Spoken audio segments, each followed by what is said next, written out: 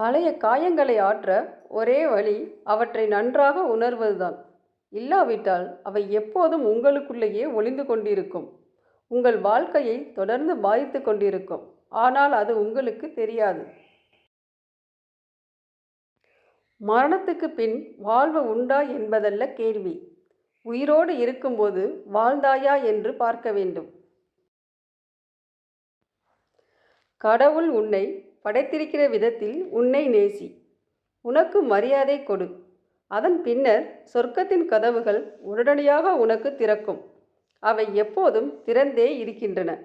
நீ அதை வெறுமன பார்க்காமல் இருந்து கொண்டிருக்கிறாய். வித்தியாசமாக நடந்து கொள்ளும் எவரையும் கூட்டத்தில் சகித்து கொள்ள முடியாது. காரணம், ஒருவேளை அவர் சரியாக இருப்பாரோ என்ற பெரும் பயம்.